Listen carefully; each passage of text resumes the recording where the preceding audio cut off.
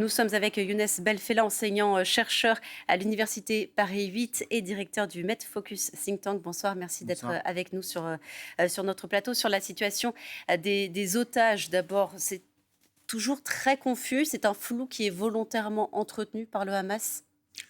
Je crois que oui, il y a une guerre d'information, de communication concernant la question des otages qui représente une carte politique très intéressante pour le Hamas. Et on sait parfaitement que du fait que ça dépasse même l'échelle, on va dire, israélienne, en fait, on est sur, quand même sur un niveau mondial parce qu'il y a des étrangers, il y a des binationaux.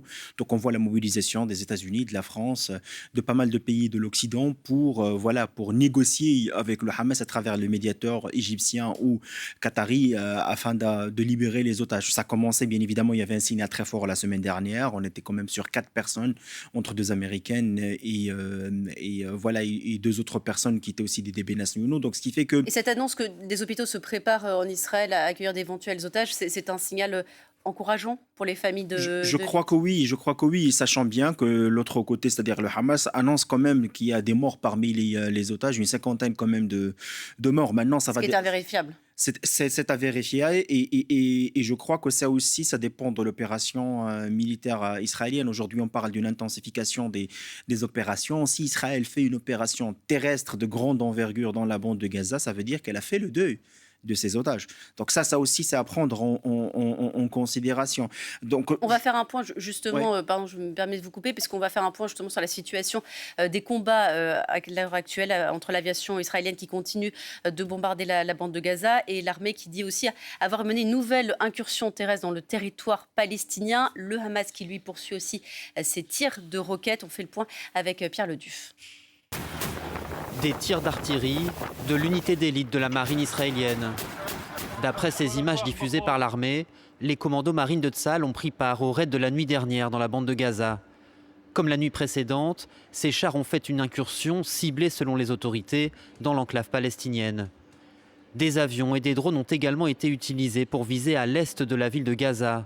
250 cibles du Hamas, affirment les autorités israéliennes, comme des tunnels sous ces immeubles qui pourraient abriter des centres de commandement militaires. Depuis 20 jours, ces frappes auraient déjà causé, selon les chiffres de l'OMS, la mort de 6 000 Gazaouis et détruit 16 000 logements, affirme l'ONU. Cet homme dit avoir perdu hier une partie de sa famille. Comme vous le voyez, 14 personnes sont tombées en martyrs. Il s'agissait de femmes, d'un bébé de 2 mois et de ma nièce d'1 an. Et je ne sais pas quoi faire. Selon l'ONU, la situation humanitaire reste catastrophique. Seuls 84 camions de vivres sont entrés à Gaza, contre 500 par jour habituellement. Des habitants ont déjà présenté des symptômes de diarrhée et de vomissement. Nous sommes dans un abri, mais les vivres sont totalement insuffisantes par rapport au nombre de personnes ici. L'ONU réclame également du carburant pour les hôpitaux et du matériel médical. Selon Médecins sans frontières, leurs collègues sur place manquent de tout. On tire la sonnette d'alarme depuis 10 jours maintenant qu'on manque de médicaments, qu'on manque de matériel médical, qu'on manque notamment d'anesthésie, des médicaments pour faire les anesthésies, des morphiniques, des sédatifs. On n'en a pas assez. Et ce qui est en train de se passer, c'est qu'on est en train d'opérer des patients avec des demi-doses. Pour l'instant, Israël continue d'amasser des troupes près de la bande de Gaza et prépare de nouvelles incursions. Ce vendredi, des sirènes d'alerte ont retenti à Tel Aviv. 2 tirs de roquettes ont atteint cet immeuble résidentiel, faisant 3 blessés. Younes Belfella, on le disait, ce soir, d'intenses bombardements israéliens sur la bande de Gaza. Est-ce que c'est le signe d'une offensive terrestre qui se prépare de plus en plus, qui approche ? Je crois que l'idée de l'opération militaire terrestre, elle a commencé depuis quelques jours. Maintenant, ce qui a retardé cette opération, c'est d'abord les visites de certains dirigeants occidentaux, notamment le président américain et le président français. Après, je crois qu'Israël est en train de voir aussi ça en tactique, parce que la stratégie, au départ, c'était comme, en fin de compte, la stratégie qu'a fait Israël en 1982 à Beyrouth, au Liban. C'était le fait de mobiliser la population vers le sud du Gaza, et comme ça, vider le nord du Gaza, et c'était une façon pour obliger les dirigeants de Hamas, soit qu'ils vont mourir, on va dire, dans le terrain, ou bien ils vont quitter le territoire. Maintenant, et ce qu'on nous dit ce soir, c'est qu'effectivement, c'est le nord de la bande de Gaza qui est ciblé en priorité. Pour ce soir, mais pendant tous ces jours-là, Israël a frappé toute la bande de Gaza. Donc, il faut juste voir le bilan qui est de plus en plus très, très élevé. L'opinion publique qui risque de se retourner contre Israël. On sent de la vengeance. On sent qu'il y a une volonté de sanctionner la population du Gaza. On sent que même Israël ne veut pas discuter l'idée de l'opération militaire parce que ce qui s'était passé, par exemple, dans les Nations Unies entre le secrétaire général de l'ONU et le ministère des Affaires étrangères israélien, ça voulait que Israël ne veut pas de conseil, ni de motif, ni de prétexte, mais elle veut quelqu'un qui va soutenir militairement ce qu'elle est en train de faire dans la bande de Gaza. Mais c'est avec quel prix et c'est avec quel objectif? C'est ça la question qui s'impose. C'est-à-dire une opération terrestre dans la bande de Gaza, c'est faire le deuil des otages. C'est une mobilisation dans la frontière du Nord contre le Hezbollah et risque aussi dans la Cisjordanie, voire même une crise régionale d'embrasement dans toute la région du Moyen-Orient. Donc, ce qui fait que actuellement, je trouve que ce qui manque, franchement, c'est une volonté de faire du cessez-le-feu. Vous imaginez qu'il y a 2 personnalités mondiales seulement qui ont parlé de cessez-le-feu. Le pape, François, et deuxièmement, le secrétaire général de l'ONU. D'ailleurs, l'ONU, pour la tristesse ironie, elle devient comme le pape. Elle fait des déclarations, elle donne des conseils, mais en fin de compte, il n'y a aucun pouvoir. C'est une autorité sans pouvoir actuellement. Donc, ce qui fait, est-ce qu'il y a une volonté de faire une opération militaire, mais la question, ça va être le volume, l'envergure, pour par la suite parler d'une possibilité de cessez-le-feu? C'est ça la question qui s'impose aujourd'hui. Est-ce que la pression pourrait venir de l'intérieur, puisqu'on voit qu'il y a une opinion publique israélienne qui est de plus en plus réservée, avec un sondage publié par la presse israélienne ce matin.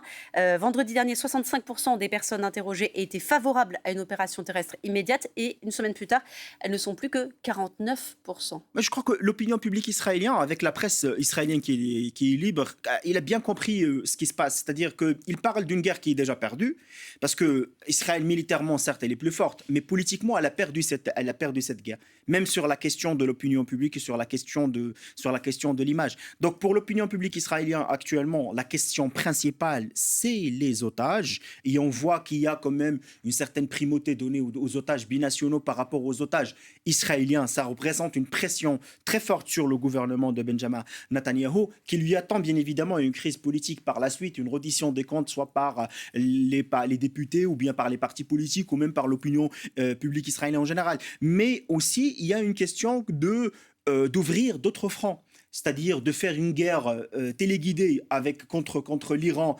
au Liban, voire en Cisjordanie, peut-être dans d'autres zones de tout le Moyen-Orient. Ça risque d'avoir un embrasement et là, Israël ne va pas trouver, on va dire, un soutien clair dans cette région. Ce qui est sûr et certain, c'est qu'on est quand même à une crise d'envergure mondiale, parce qu'il ne faut pas oublier le rôle ou l'axe Russie-Chine-Iran. On y vient. Justement, on va y venir, puisque parlons d'abord de l'Union européenne face à la situation qui se détériore de jour en jour à Gaza. Alors la France veut évacuer ses ressortissants, ils sont environ 170 sur place, et pour aider maintenant les civils à Gaza, Emmanuel Macron dit vouloir bâtir une coalition humanitaire avec plusieurs pays européens. La déclaration du chef de l'État lors d'une conférence de presse organisée aujourd'hui à l'issue du sommet européen. Les précisions avec Gilles Papin. Lorsqu'ils arrivent à Bruxelles hier matin, les chefs d'État et de gouvernement savent qu'ils ont au programme de ce Conseil européen non pas une, mais 2 guerres. C'est d'ailleurs le conflit entre Israël et le Hamas qui est à l'ordre du jour ce jeudi 26 octobre. Après 5 heures de discussion et une querelle sémantique, les dirigeants des États membres parviennent à trouver une position commune sur la situation à Gaza. Nous devons être extrêmement engagés, y compris avec des corridors humanitaires, y compris avec des pauses humanitaires pour permettre à l'aide d'arriver. Emmanuel Macron, lui, annonce qu'il tente d'organiser l'évacuation des Français présents dans l'enclave palestinienne. La France a environ 170 ressortissants français, personnel travaillant dans nos instituts et ayant droit. Nous souhaitons les évacuer dans les meilleurs délais. C'est ce qu'on est en train d'organiser avec à la fois les autorités israéliennes, palestiniennes et l'Égypte. Et c'est ce que plusieurs autres pays européens souhaitent faire en coordination avec nous. Par ailleurs, les 27 condamnent les attaques du Hamas, affirment qu'Israël a le droit de se défendre et font part de leur inquiétude d'une escalade du conflit dans la région. Un conflit qui ne doit pas en masquer un autre. C'est la crainte du président Zelensky qui s'est exprimé par visioconférence. L'Union européenne s'efforce de rassurer dans une déclaration commune. Elle continuera à soutenir l'Ukraine aussi longtemps que nécessaire. Mais 2 voix ont fait entendre une sonorité différente.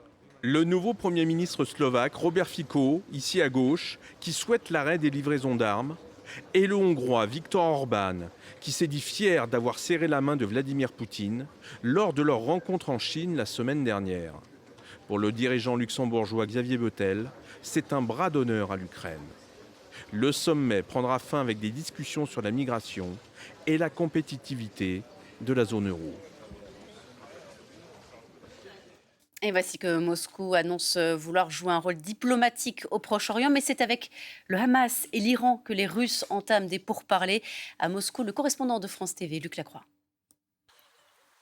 Oui, bonjour. Ce qui est sûr, c'est que même si Vladimir Poutine a évoqué le droit d'Israël de se défendre, la Russie n'a pas condamné explicitement le Hamas. Alors cette position est à la fois atypique et peu surprenante. Atypique parce que la Russie se dit elle-même en lutte contre le terrorisme depuis une vingtaine d'années et parce qu'une vingtaine de ressortissants russes ont perdu la vie dans cette attaque du Hamas. Il y aurait encore 3 otages.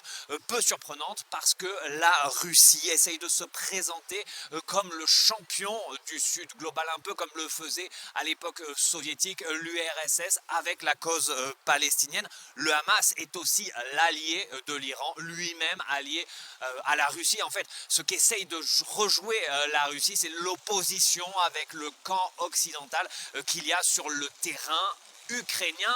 Du côté d'Israël, on a fait part de son mécontentement, mais pas de rupture totale pour l'instant. Il faut dire que ces dernières années, Vladimir Poutine et Benjamin Netanyahou avaient travaillé à un rapprochement. Israël n'avait d'ailleurs pas pris de sanctions économiques contre la Russie après le début de l'offensive russe en Ukraine.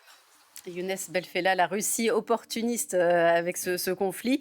C'est un risque accru de régionalisation du conflit ?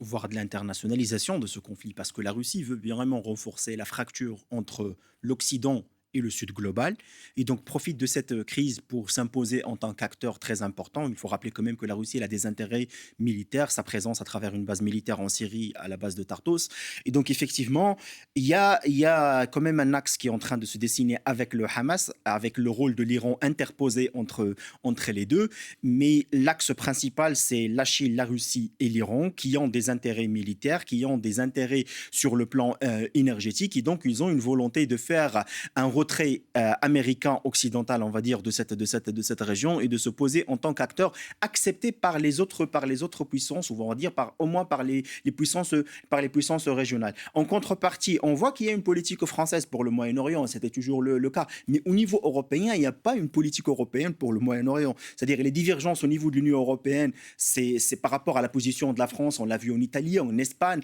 en Portugal. Il y en a ceux qui sont susceptibles par rapport à la question de financement, comme Viktor Orban, c'est pas plutôt question de position politique, mais ce qui est sûr, c'est que cette question de le rôle joué par la Russie dans la région peut fédérer les pays de l'Union européenne autour d'une vision commune. Et je crois que c'est là où il y a un rôle à jouer. Peut-être le président il a mentionné après sa visite qu'il y a une possibilité de faire une initiative. Il se peut qu'il y aura un sommet sur la base du sommet de Bagdad il y a 2 ans pour le Moyen-Orient. Et là où l'Union européenne va pas seulement présenter une subvention financière, mais également un projet politique. Parce que ce qui manque actuellement, c'est un projet politique qui peut redynamiser la question de la paix dans la région.